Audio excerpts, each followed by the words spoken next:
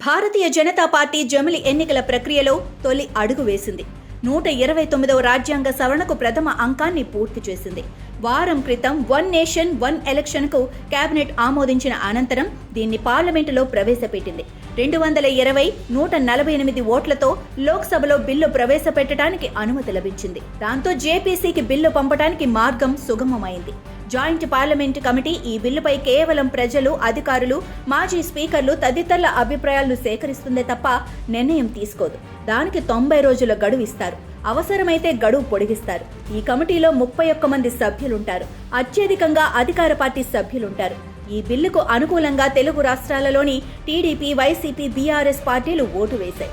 బిల్లును వ్యతిరేకిస్తూ కాంగ్రెస్, సమాజ్వాదీ పార్టీ, వామపక్షాలు సహా ఇండియా కూటమి పార్టీలు ఓటు వేశాయి. జమిలి ఎన్నికలకు 5 రాజ్యాంగ సవరణలు చేయాలి. 129వ రాజ్యాంగ సవరణ చేయాలంటే సభలో 3/2 మెజారిటీ లభించాలి.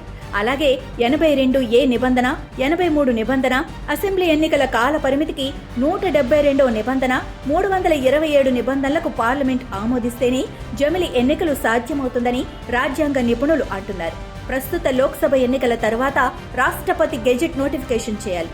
అప్పటి నుంచి 5 ఏళ్ల కాల పరిమితి లెక్కిస్తారు.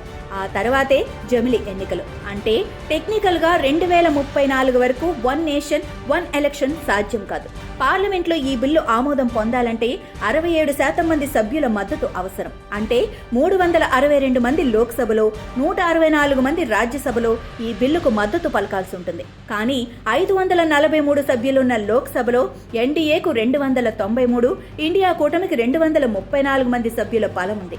రాజ్యసభలో 245 సభ్యుల్లో ఎన్డీఏకు 125, మిగిలిన పార్టీలకు 88 మంది సభ్యుల బలం ఉంది. ఈ పరిస్థితుల్లో 2 సభల్లో బిల్లు ఆమోదం పొందడం దాదాపు అసాధ్యం. ఈ బిల్లు చట్టమైతే పార్లమెంట్, అసెంబ్లీ ఎన్నికలు ఒకేసారి జరుగుతాయి. ఇవి జరిగిన 100 రోజుల్లో స్థానిక సంస్థల ఎన్నికలు ఒకేసారి జరుగుతాయి. కానీ 5 ఏళ్ల కాల పరిమితిలోగా అసెంబ్లీలో అధికార పార్టీ బలం తగ్గితే ఏమి చేయాలన్న దానిపై స్పష్టత లేదు. అలాగే పార్లమెంటులో హంగ్ ఏర్పడి మధ్యలో ప్రభుత్వం కుప్పకూలితే మధ్యంతర ఎన్నికలకు అవకాశం ఉంటుందా? అప్పుడు అసెంబ్లీల పరిస్థితి ఏమిటన్న ప్రశ్నకు సమాధానం లేదు. జమిలి ప్రస్తావన రాజ్యాంగంలో లేకపోవడం కూడా ఒక అవరోధమేనని చెప్పాలి. అన్నిటికీ మించి జమిలి ఎన్నికలు అన్నది ఏదో కొత్తగా కొండంతవ్వి కనుగొన్నది కాదు. స్వాతంత్రానంతరం 1952, 1967లో దేశంలో జరిగినవి జమిలి ఎన్నికలే.